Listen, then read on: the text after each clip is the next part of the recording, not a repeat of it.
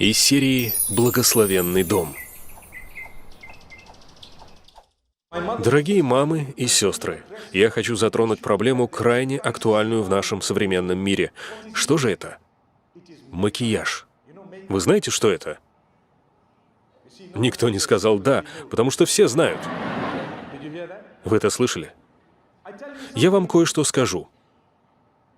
Макияж, я не буду говорить о его употреблении, я хочу поговорить с вами о его злоупотреблении.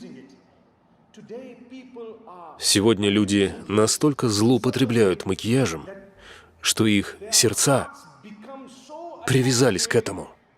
Они воспринимают свою собственную природную индивидуальность как оскорбление. И это проблема. Остановитесь. Не доходите до такой степени. Если в пределах разумного, хорошо, пусть будет. Но каждый день вы наносите 2-дюймовый слой глазури на свое пирожное. Это нехорошо.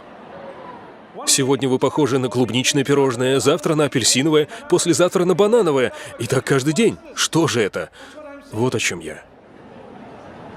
Ваш муж отправится целовать кого-нибудь еще, потому что вы говорите: «Ай-яй-яй, моя помада, не надо, не трогай». Как вы можете так поступать? Да простит нас Аллах. Поэтому я говорю, должен быть своего рода лимит. Будьте счастливы, довольствуйтесь тем, что Аллах дал вам. Это мое лицо, это мое тело. Аллах даровал мне это. Я стараюсь изо всех сил поддерживать это. То, что я мусульманин, не значит, что я могу забросить свое тело. Нет. Вы заботитесь о нем. Вы можете заниматься спортом столько, сколько нужно. Конечно, я не имею в виду спортзалы, где мужчины и женщины вместе, где игнорируется хиджаб и другие ограничения. Нет. Есть разрешенные способы. Вы можете заниматься дома или в группе сестер. Вы заботитесь о своем теле и говорите: «Хвала Аллаху, Он дал мне это. Кто-нибудь, когда-нибудь, как-нибудь полюбит это». И поэтому я очень рекомендую, чтобы в семье и муж, и жена, и дети все хвалили друг друга за внешний вид. Вы только посмотрите на своего супруга, свою супругу, снова и снова. И улыбнитесь, субханаллах, и скажите: «Машаллах, табаракаллах, я не верю своим глазам». Вам нужно по-настоящему смотреть друг на друга и делать это примерно так.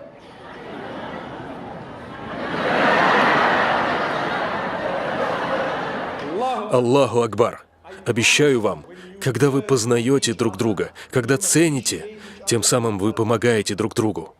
Вы помогаете очистить сердце, потому что ваша супруга знает, вы цените ее за то, кто она есть.